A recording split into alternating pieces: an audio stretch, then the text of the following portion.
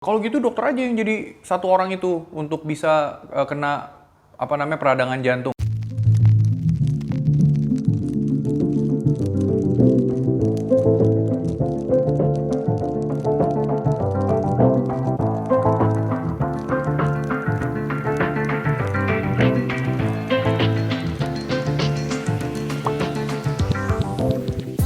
Halo Millennials, kembali lagi di video YouTube kita hari ini bersama saya Dr. Gary. Dan hari ini saya mau lanjutin penjelasan tentang peradangan jantung pada orang-orang yang sudah divaksin Pfizer atau Moderna. Jadi save video ini supaya Millennials kalau misalnya ada pertanyaan-pertanyaan dari keluarga seputar emang bener ya itu bisa terjadi, bisa langsung di-share video ini ke mereka. Oke? Nah, jadi di video yang sebelumnya saya udah ceritain kalau efek samping dari vaksin Pfizer dan Moderna secara umum adalah pegel di tangan, bisa ada demam, muntah, bisa sampai badannya sakit-sakit, berasa capek. Tapi ada juga kasus yang jarang, yaitu yang terjadi adalah peradangan pada jantung. Peradangan pada jantung ini ada dua. Yang pertama ada peradangan pada otot jantungnya yang kita sebut dengan nama miokarditis. Ada juga peradangan pada lapisan luar jantung yang namanya perikarditis. Oke, jadi dua-duanya gejalanya ini menunjukkan gejala yang sama, yaitu bisa berasa nyeri dada, bisa berasa ada sesak napas, lalu bisa juga ada rasa seperti dadanya berdebar-debar atau rasanya seperti kayak ada gendang gitu di dalam dadanya. Oke? Tapi tentunya kejadian ini sangat jarang. Oke, jadi jangan nanti kalau gitu dokter aja yang jadi satu orang itu untuk bisa kena peradangan jantung. Bukan seperti itu. Saya hanya cerita, saya hanya kasih tahu setiap kali ada tindakan medis, apakah itu vaksin, tetap pasti ada resikonya. Jadi, karena ini kasusnya jarang dan juga karena manfaat dari vaksin ini jauh lebih tinggi daripada resikonya, maka tetaplah vaksin ini digunakan secara global. Penyebabnya dari kenapa bisa terjadi peradangan jantung ini masih belum diketahui. Dari beberapa sumber yang saya baca pun juga mereka bilang ini masih nggak diketahui. Diduga karena respon antibodi kita terhadap vaksin Pfizer atau Moderna itu bisa menyebabkan terjadinya peradangan jantung ini. Sama seperti di video yang sebelumnya yang saya ngomong tentang AstraZeneca bisa menyebabkan penggumpalan darah, itu kan juga respon antibodinya bisa menyebabkan terjadi seperti itu. Nonton ya kalau belum sempat di link di atas ini. Nah lalu tapi kejadian ini kan sudah saya cerita ini sangat jarang. Biasanya kejadiannya itu justru terjadi pada anak laki-laki yang masih muda, yaitu usianya di 12 tahun anak-anak sampai ke dewasa sekitar usia 29 tahun. Di beberapa sumber ada juga sih yang menyatakan ada yang di 36, 57 orang, itu beda 57 tahun, itu beda-beda sumber.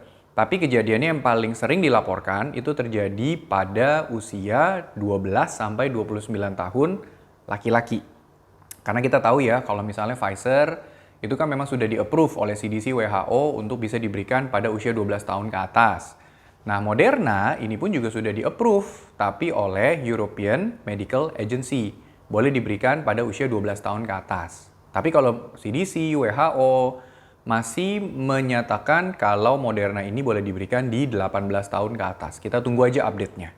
Tapi intinya, kalau mau diberikan di usia 12 tahun ke atas itu sudah aman dan efektif. Nah, tadi saya udah cerita nih, dari tadi saya ngomong kasus ini jarang banget. Emang seberapa jarang sih?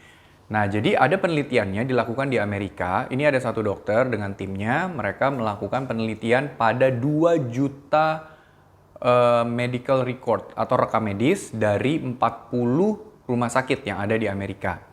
Nah, jadi dari 2 juta ini ternyata didapatkanlah kalau ternyata ada 20 orang yang terkena miokarditis, peradangan pada otot jantung. Dan ada juga yang terjadinya itu pada 37 orang itu menderita perikarditis. Nah, jadi kalau dibagi-bagi, 20 dari 2 juta itu kan 1 dari 100.000 kasus. Lalu kalau yang perikarditis, 37 dari 2 juta itu adalah 1,8 dari 100.000 kasus. Termasuk kasus yang jarang. Dan tidak ada yang mendoakan siapapun untuk kena. Tapi memang seperti saya bilang, tetap ada resikonya. Nah, di sumber lain, CDC juga pernah bilang kalau ternyata kasusnya ini malah jauh lebih kecil lagi. Itu malah tercatat 4,8 kasus dari 1 juta. Which is itu lebih kecil lagi kemungkinannya. Ya, dan juga kalau dilihat dari kasusnya, yang terjadi peradangan pada jantung ini itu biasanya lebih kejadian pada yang usianya lebih muda. Biasanya begitu disuntik vaksin Pfizer atau Moderna, itu bisa kejadian setelah 3,5 hari kemudian. Suntik Pfizer Moderna, 3,5 hari kemudian mulai tuh muncul gejala-gejalanya. Yang tadi ya nyeri dada, yang sesak napas, yang rasa dadanya bisa berdebar-debar. Nah itu ternyata setelah dicek, memang benar dia ada miokarditisnya. Tapi cepet kok, bahkan ada yang sampai masuk rumah sakit pun juga dalam waktu 1-2 hari udah pulang. Oke, dan juga tidak ada yang dilaporkan meninggal karena dari kejadian miokarditis setelah vaksin Pfizer atau Moderna ini. Nah, kalau kasusnya pada perikarditis, peradangan pada di lapisan luar jantung, ini kejadian lebih cenderung pada yang usianya lebih tua, 59 tahun ke atas. Atau yang ya sekitar 59 tahun itu deh. Nah, itu ternyata dilaporkan setelah disuntik vaksin Pfizer, baik itu dosis Pfizer atau Moderna ya, dosis pertama atau dosis kedua, itu bisa aja terjadi dalam waktu 20 hari kemudian. Jadi lebih lama, miokarditis tadi bisa terjadi, mediannya itu adalah di 3,5 hari. Kalau misalnya perikarditis, ini bisa terjadi mediannya itu di 20 hari setelah divaksin. Nah kalau miokarditis itu lebih sering terjadinya setelah dosis kedua. Kalau misalnya perikarditis, itu antara dosis pertama dan kedua kejadiannya mirip-mirip. Tapi, balik lagi ya, tidak ada yang dilaporkan meninggal karena kejadian peradangan jantung ini.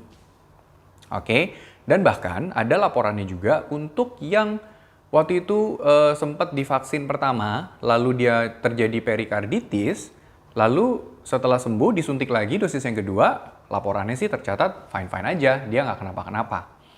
Jadi tentunya ini adalah efek samping yang sangat jarang dan tidak ada laporan yang meninggal karena kejadian ini. Jadi jangan seperti kasusnya kita berdebat Sinovac dan AstraZeneca. Begitu ada Sinovac dibilang kurang bagus, tunggu AstraZeneca. Begitu AstraZeneca dibilang ada penggumpalan darah, lagi nunggu lagi ke Sinovac. Begitu ada Sinovac, puter-puter aja begitu terus nggak selesai-selesai. Intinya kita lagi keadaan kondisi pandemi belum selesai. Dan berikutnya ini akan masuk banyak sekali Pfizer, Moderna, dan AstraZeneca ke depannya. Sinovac pun juga pasti akan tetap ada. Jadi nggak usah pilih-pilih vaksin, semakin cepat divaksin pasti semakin bagus. Tidak perlu pikirin dosis booster karena lebih baik orang-orang di sekitar kita juga divaksin duluan. Supaya herd immunity bisa segera tercapai dan kita bisa segera keluar dari pandemi.